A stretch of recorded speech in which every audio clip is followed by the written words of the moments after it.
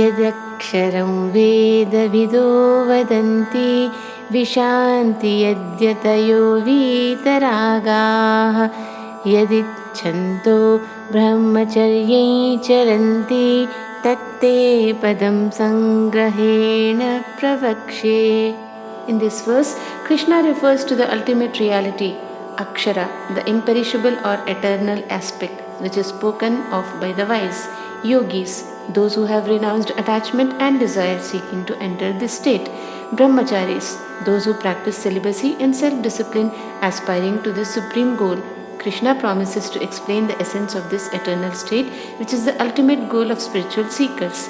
It represents a state of unity with the divine, free from worldly attachments and desires, and is a key focus for those on the spiritual path. सर्वद्वाराणि संयम्य मनोरिद्धि निरुध्य च मूर्ध्याधायात्मनः प्राणम् आस्थितो योगधारणाम्. In this verse, Krishna explains the practice of yoga by controlling all the senses, by fixing the mind in the heart, by placing the life force at the crown of the head. This practice leads to yogic concentration. Krishna emphasizes that by mastering the senses and directing the mind inward, one can attain a profound state of meditation and connection with the divine. This inner force is essential for spiritual growth and achieving unity with the supreme reality. ओमित्येकाक्षरं ब्रह्म व्याहरन् मामनुस्मरन् यः प्रयाति त्यजन् देहं स याति paramangatim. In this verse, Krishna reveals the significance of the syllable Om. Om is described as the one-syllable representation of Brahman. Those who chant Om while remembering Krishna at the time of death and leave their body will attain the highest spiritual goal. Krishna emphasizes that focusing on this sacred sound and remembering the divine leads to liberation and the ultimate destination. This underscores the power of sound and devotion in spiritual practice, guiding one toward union with the supreme reality. Ananyacetah satatai yo mamam smarati nityashah tasyaham sulabhah partha nityayuktasya yoginah. In this verse, Krishna assures Arjuna of his accessibility, those who have unwavering focus on Krishna and constantly remember him with devotion. Krishna promises to be easily attainable for such dedicated yogis. He emphasizes that those who have remained connected to him with a steady mind and unwavering devotion will find him to be very approachable. This highlights the importance of constant remembrance and devotion in the spiritual journey, assuring Arjuna that sincere dedication leads to divine connection. Mamupetya punarjanma dukkhalayamashashvatam nanpuvanti mahatmanas samsiddhim paramangataah. In this verse, Krishna explains the fate of those who attain spiritual realization. Those who reach Krishna do not undergo rebirth in this world, which is described as a place of suffering and impermanence. Mahatmas who have achieved perfection and reached the ultimate goal do not return to the cycle of birth and death.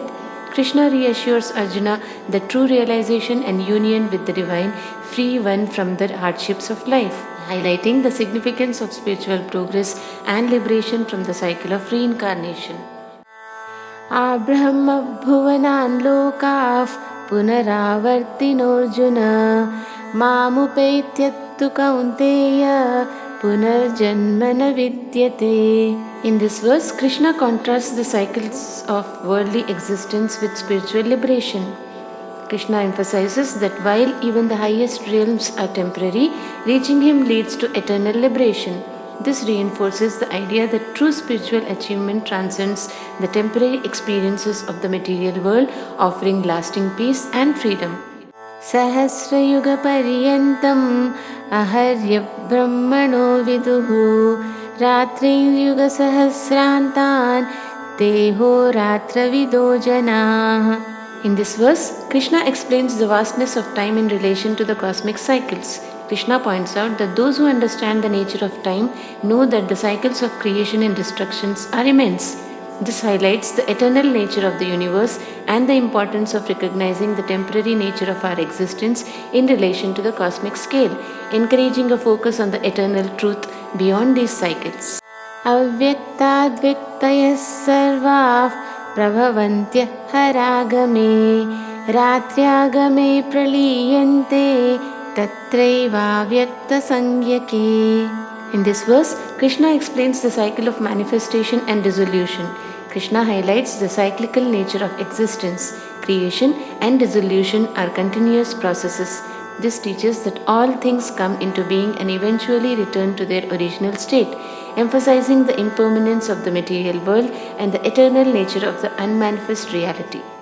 भूतग्रामस्य एवायं भूत्वा भूत्वा प्रलीयते रात्र्यागमे वशः Partha प्रभवत्यः हरागमे. In this verse, Krishna further elaborates on the cycle of life. He emphasizes that this cycle of birth and rebirth is governed by natural law, indicating that all living beings come into existence and eventually return to a state of non-existence. This reinforces the understanding of the impermanence of life and the need for spiritual realization beyond these cycles. परस्तस्मात्तु भावोऽन्यो व्यक्तो व्यक्तात् सनातनः यः सर्वेषु भूतेषु नश्यत्सु न विनश्यति. In this verse, Krishna introduces a higher eternal reality. He explains that while the physical forms come and go, this eternal aspect remains unchanged and everlasting. This teaches the importance of recognizing one's true nature, which is beyond the temporary existence of the material world, highlighting the path to spiritual realization and liberation.